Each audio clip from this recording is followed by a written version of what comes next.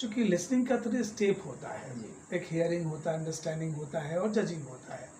तो यदि हम सुनते हैं, सुन के समझते हैं और समझ के तय करते हैं कि सामने वाला क्या बोल रहा है, तो मज़ा आता है। तो पहले उनको हम कहते हैं कि अंग्रेजी सुनो, जितना हो सकता है तो सुनो, उसके बाद बोलो। सुनना इसलिए क्योंकि a good listener can be a good speaker. एक अच्छा सुनने वाला अच्छा बोल सकता है। कि शिक्षकों को सम्मान चाहिए। शिक्षक पढ़ाने के लिए होते हैं, स्कूल आने जाने के लिए नहीं। अगर के पाठक जी को लगता है कि स्कूल आने जाने से हमारा शिक्षा सुधर जाएगा तो ठीक है, वो स्कूल बुला रहे हैं, क्यों बुला रहे हैं? विद्यार्थी तो है नहीं जी।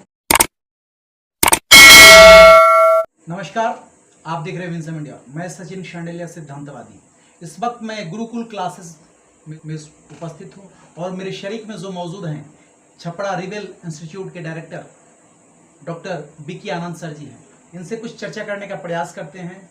सर, सबसे पहले आपका स्वागत है। धन्यवाद आपको भी, और आपको बहुत बहुत आभार। आपने अपने चैनल के माध्यम से मुझे कुछ कहने का मौका दिया। सर, आप छपड़ा से चल करके गुरुकुल क्लासेस में आए हैं बच्चों को मोटिवेट करने के, तो यहाँ के बच्चों के बीच में माहौल आपको कैसा दिखा? एक्चुअली यहाँ के बच्चे बहुत शालीन हैं और मुझे बताते हुए प्रसन्नता हो रही है कि आज के समय में भी अगर बच्चे शालीन हैं जी, कुछ जानना चाहते हैं, तो इसके लिए अभिमन्यु जी को बहुत बहुत आभार है जी। और वो बधाई के पात्र हैं जी जी कि उन्होंने जो प्रयास किया है वो दिख रहा है बच्चों में। वो शालीन है, सीखना चाहते हैं जी। अगर कोई सिखाने के लिए आएगा तो वो सीखेंगे। और मुझे तो बहुत मज़ा आया बच्चों के साथ रह के, बहुत मज़ा आया। अच्छा, बच्चों को मोटिवेट, मतलब कुछ बच्चे हैं जो डीमोटिवेट हो जाते हैं, कभी सब किसी फील्ड में टारगेट किए हैं कुछ प्राप्त करने के वास्ते और फेल कर जाते हैं, तो मनोबल थोड़ा लूज हो जाता है, तो उनके लिए आप क्या कहिएगा ताकि वो फिर से मोटिवेट हो जाए? देखिए, सफलता और असफलता ये दोनों साथ साथ चलते हैं जी।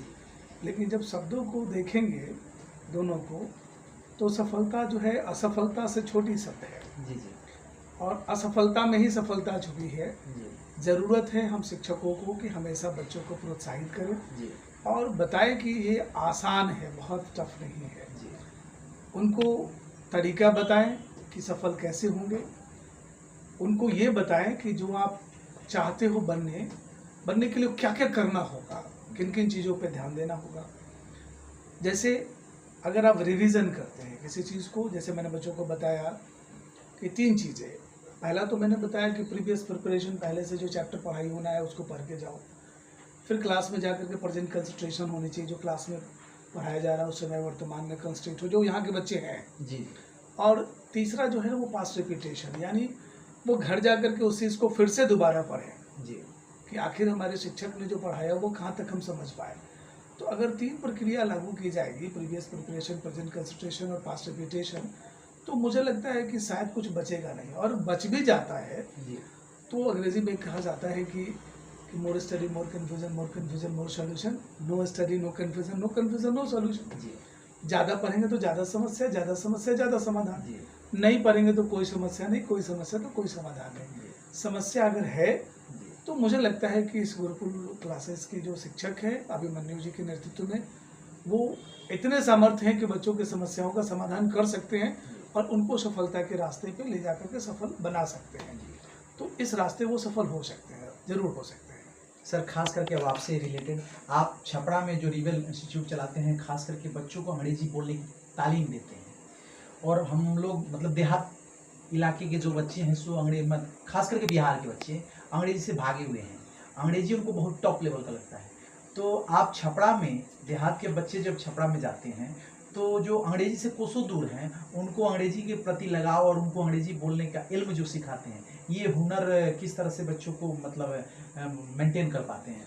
देखिए, अंग्रेजी एक भाषा है जी, हिंदी और भोजपुरी की तरह ही है, ये बहुत टफ नहीं है जी। पहली बात तो ये। दूसरी बात ये है कि इसको डराया गया है बच्चों के बीच में, बहुत टफ है, बोल नहीं पाओगे तो ये होगा।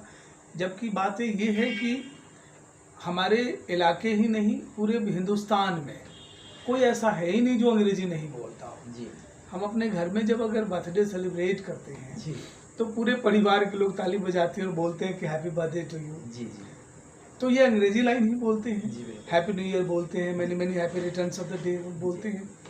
तो बोलने की प्रैक्टिस पहले से ये सेंटेंसेस हैं, इसलिए वो बोलते हैं, बाकी सेंटेंसेस की प्रैक्टिस उनको नहीं है।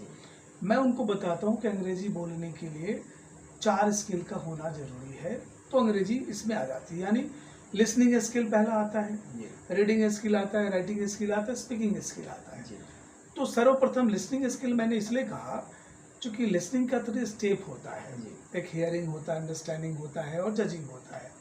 तो यदि हम सुनते हैं, सुन के समझते हैं और समझ के तय करते हैं कि सामने वाला क्या बोल रहा है, तो मज़ा आता है। तो पहले उनको हम कहते हैं कि अंग्रेजी सुनो, जितना हो सकता है तो सुनो, उसके बाद बोलो। सुनना इसलिए क्योंकि a good listener can be a good speaker, एक अच्छा सुनने वाला अच्छा बोल सकता है। हम लोग हिंदी और भोजपुरी बोलने के लिए कहीं सीखने नहीं गए, बट सुने बहुत सुने। यहाँ अंग्रेजी का माहौल नहीं है। अगर सब लोग मिलकर अंग्रेजी में बात करने लगे तो मेरे जैसे संस्थान की जरूरत नहीं पड़ेगी। आराम से लोग कहीं भी बोल सकते हैं। जैसे अगर यहाँ के बच्चों को टूरिस्ट प्लेसेस पे डाल दिया जाए, जहाँ पे फॉरेनर आते हैं, अंग्रेजी में बात करते हैं, बोलते हैं, तो मुझे लगता है कि आसानी से लोग सीख सकते हैं। इसके लिए एक बहुत अच्छी बात मैं बता रहा हूँ कि घर में अगर घर के तमाम लोग छोटी छोटी चीज़ों का ध्यान रखें और सेंटेंस को अंग्रेजी में बोले, बात करें, तो मुझे लगता है कि परिवार के सब लोग अंग्रेजी बोलने लगेंगे। जैसे में बच्चे को अगर नाश्ता लेना है, वो बच्चा जो सीख के आया है वो बोले कि mummy I want to have my breakfast. इसको हिंदी में भी बोले कि मम्मी मैं नाश्ता लेना चाहता हूँ। तो मुझे लगता है कि 10 दिन 12 दिन में मम्मी समझ जाएंगी, वो हिंदी नहीं बोलना पड़ेगा कि I want to have my breakfast, समझ में आ जाएगा। सॉरी। तो ये एक प्रक्रिया है जिससे अंग्रेजी आसान किया जा सकता है। अच्छा, जो बच्चे अब अंग्रेजी सीखने का मतलब प्रयास कर रहे हैं या अंदर से ख्वाब रखेंगे हम भी अंग्रेजी बोल पाएंगे, उनके लिए क्या करना चाहिएगा? वो प्रयास करें, अंग्रेजी सीख सकते हैं और घर बैठे भी सीख सकते हैं। अब तो आजकल यूट्यूब वगैरह पे भी बहुत सारी चीज़ें हैं, उसको सुने, प्रयास करें, अपने मित्रों से बात करें, अपने घर में लोगों से बात करें, शिक्षकों से बात करें।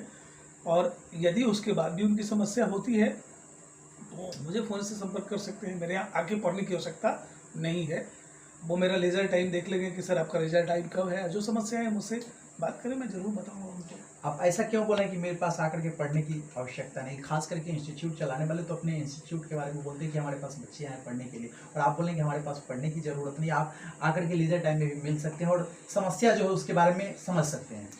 देखिए, बहुत सारे बच्चे जो गाँव से हैं उनको शहर में जाने में और शहर में रहने में समस्याएँ हैं।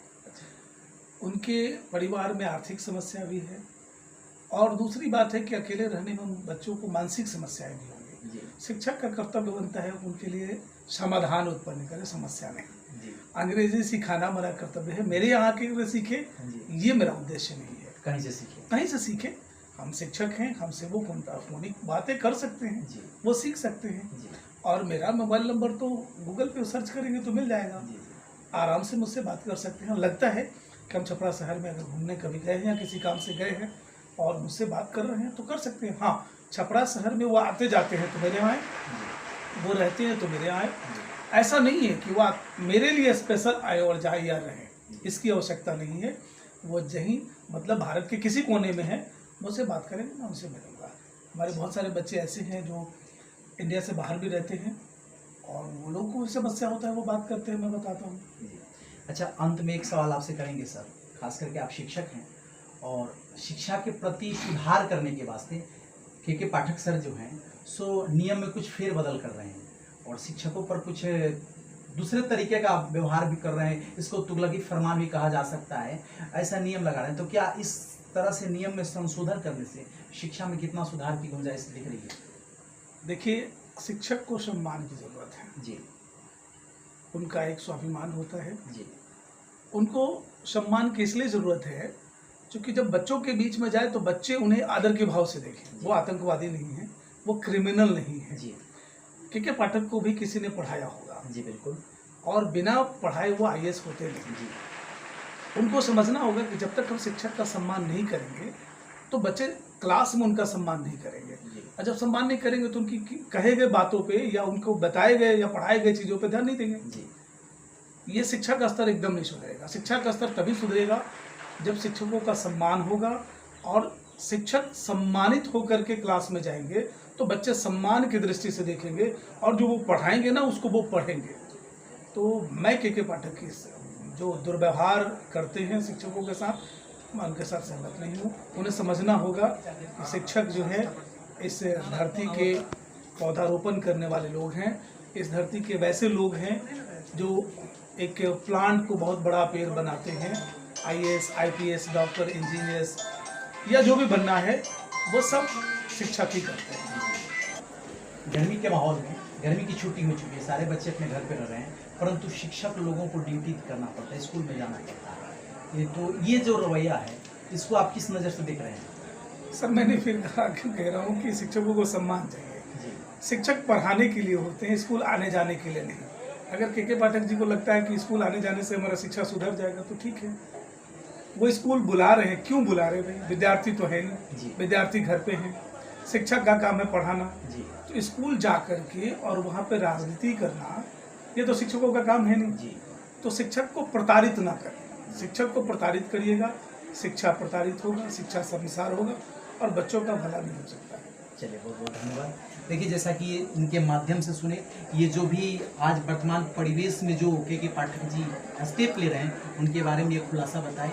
ये सर हैं जो डॉक्टर पी आनंद सर, ये छपरा रिबेल इंस्टीट्यूट के डायरेक्टर हैं और बच्चों को अंग्रेजी बोलने का इल्म सिखाते हैं। ये बताया कि बच्चे कैसे अंग्रेजी सीख सकते हैं। अगर जिन बच्चों को अंग्रेजी सीखने का अगर जज्बा हो, शौक हो, सर से आकर के मिल सकते हैं। छपरा में जाकर के छपरा रिबेल इंस्टीट्यूट में संपर्क करके और सर से मिल करके अपनी जो भी समस्या के बारे में पता कर सकते हैं। आप देख रहे हैं मिशन इंडिया। कमेंट में अपनी प्रतिक्रिया जरूर दीजिएगा। जय हिंद, जय भारत, धन्यवाद।